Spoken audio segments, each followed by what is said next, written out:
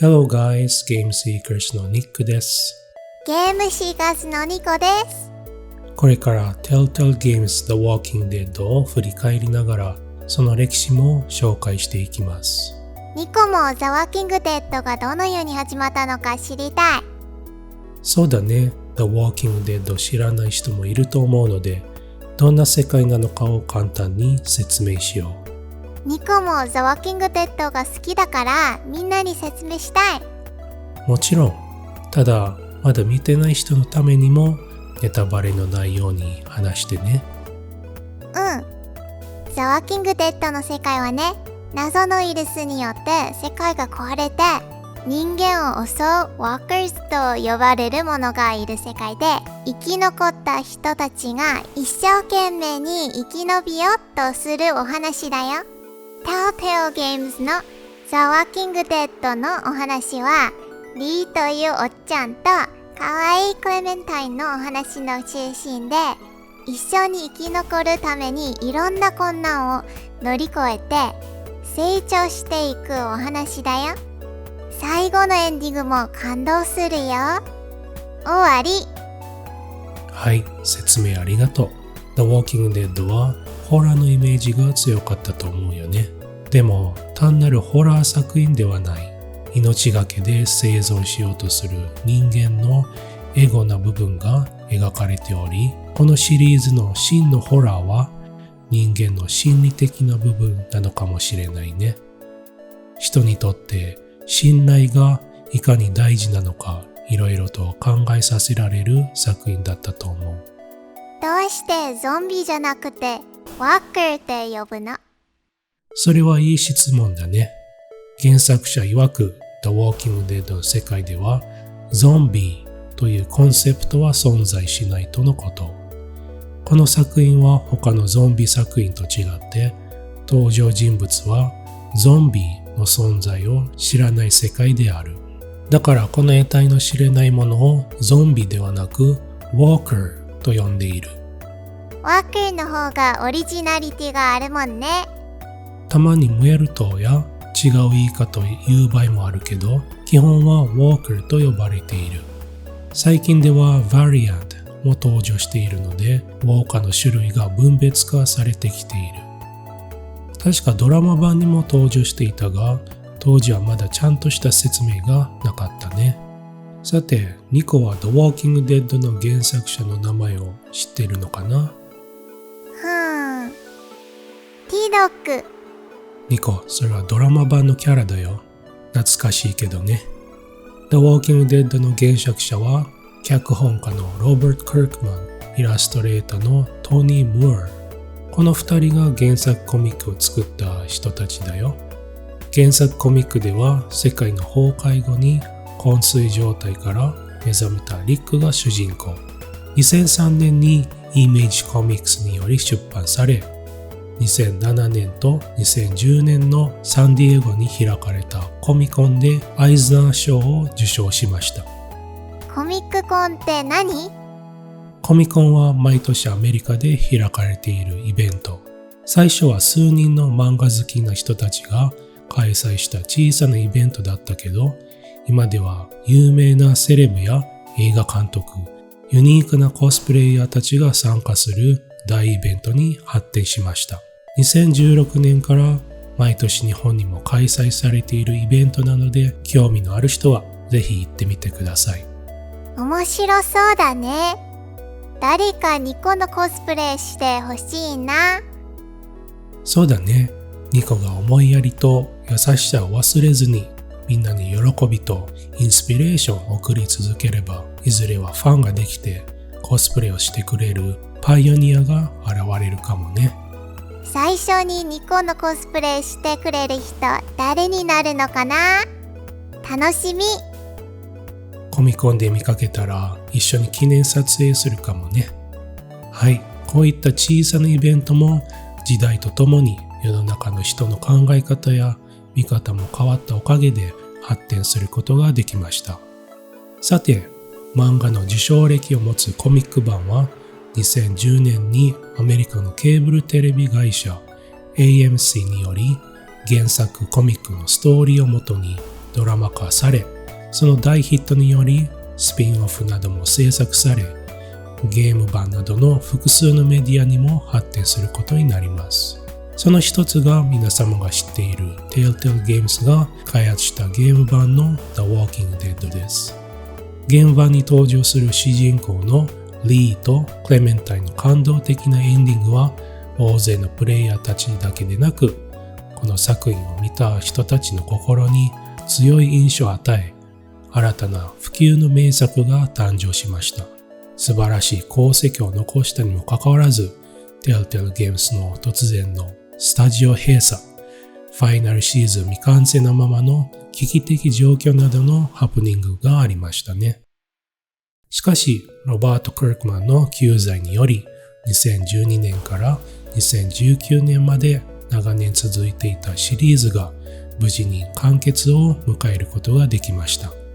それでは、シーズン1からファイナルシーズンのストーリーを一緒に振り返りましょう。ここからはネタバレが含まれますので、まだシリーズをご覧になっていない人は、一旦全シリーズをご鑑賞してからまた戻ってきてください。それでは、Here we go! The Walking Dead Season 1のストーリーを一緒に振り返りましょう。ゲーム版はドラマとコミックと同じ世界だけど、ストーリーや登場人物は完全オリジナルで、彼らを中心に物語が描かれます。ファンサービスとして原作コミックの登場人物がカメオ出演することもあります。シーズン1の主人公はリー・エヴァレット。妻と寝ていた男を殺害した罪により、車で護送されている途中で、運転していた警察官が交通事故を起こし、車ごと崖下の森に転落してしまう。リーは足に怪我を負い、死んでいた警官がウォーカーとして蘇り、リーに襲いかかります。幸いにもリーは民家に逃げ込むことができて、そこで一人取り残された少女、クレメンタインと出会います。最初は見知らぬ同士だった二人の間に強い絆が芽生え始めていきます。クレメンタインを命がけで保護するが、最後にはウォーカーに噛まれたリーは死んでしまいます。この衝撃的なエンディングは大勢の人たちの心に響き、リーは英雄として称えられます。最後のリーは本当にかわいそうだったけど、クレメンタインが無事に生きていてよかったよね。リーが恋しい。そうだね。リーと一緒に幸せな人生を送ってほしかったよね。続いてシーズン2のストーリーを一緒に振り返りましょう。シーズン1のリー・エヴァレットに代わり、シーズン2からはクレメンタインが主役となります。サバナから脱出できたクレメンタインは、シーズン1で登場したオミードとクリスタたちと無事合流し、3人で暮らしていました。しかし、オミードは別の生存者に殺害され、クレメンタインはクリスタとはぐれてしまいます。深い森の中で迷っていたクレメンタインは、深い傷を負いながら絶体絶命の状態に陥ります。そんな彼女を別の団体が発見し保護します。ルークたちとの出会いで新たな環境でクレメンタインは少しずつたくましく成長していきます。クレメンタインの人生で脅威となるウィリアム・カーバーも登場します。そして後にある人物とのサプライズな再会によりプレイヤーたちを驚かせた作品でもあります。シーズン2は前作と負けないくらい衝撃的なストーリー展開を迎えます。シーズン2はグロテスクやドキドキするシーンがたくさんあって心に残るキャラクターたちもたくさんいたよね。そうだね。個人的にはシーズン2は前作に比べたら刺激的な作品だったかもしれないね。続いてシーズン3を一緒に振り返りましょう。シーズン3ではスペイン人のハビエル一家の物語とクレメンタインの物語が交互に展開していきます。世界崩壊後にハビエルと彼のお兄さんの一家と共にウォーカーの群れを避けながら車で移動生活をしていました。しかし別の集団に襲われて囚われたハビエルは家族とはぐれ、トラックで移送中に何者かが道路を塞ぎ妨害します。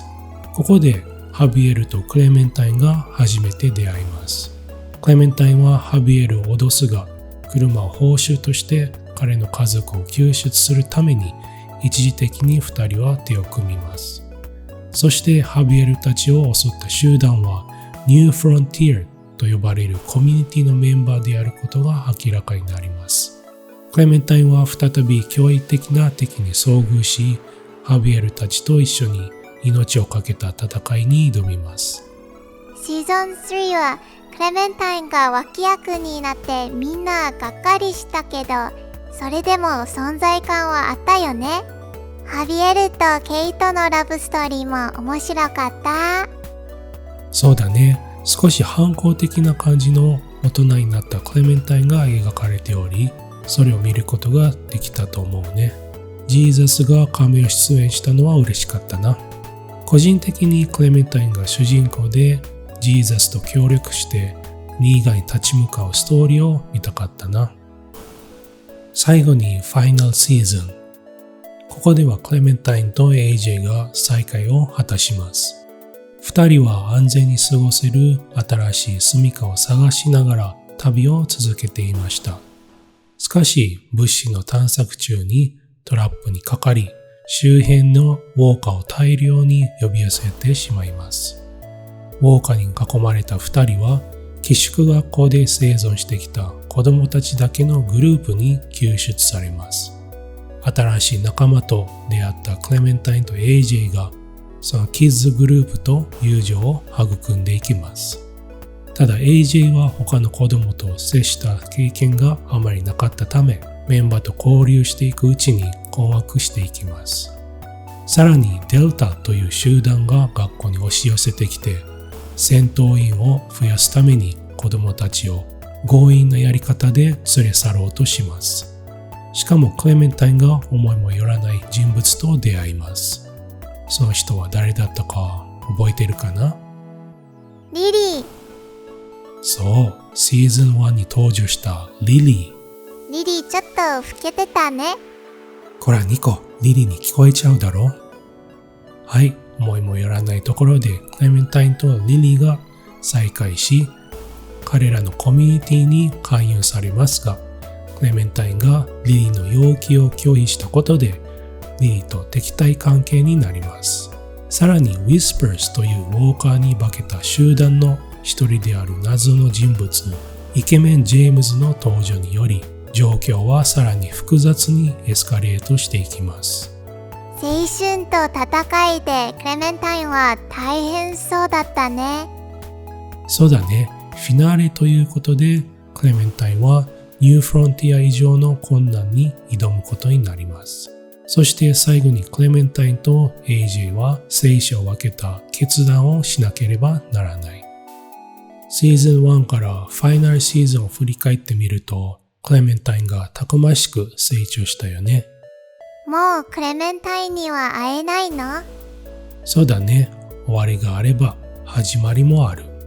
Telltale Games と Skybound Games が再びタッグを組めば、またクレメンタインに会える可能性はあるかもね。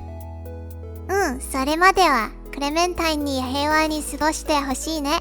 そしてニコもクレメンタインみたいにたくましくなりたい。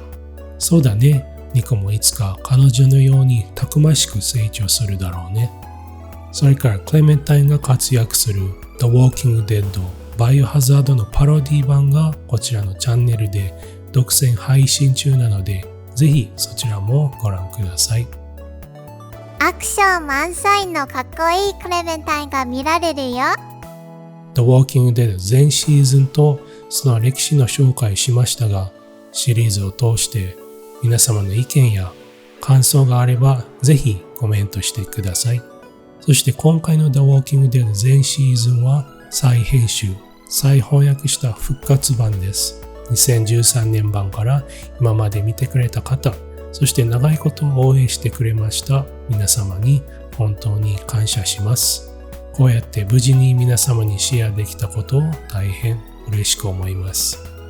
それではまたお会いしましょう。ありがとう、けだまちゃんたち。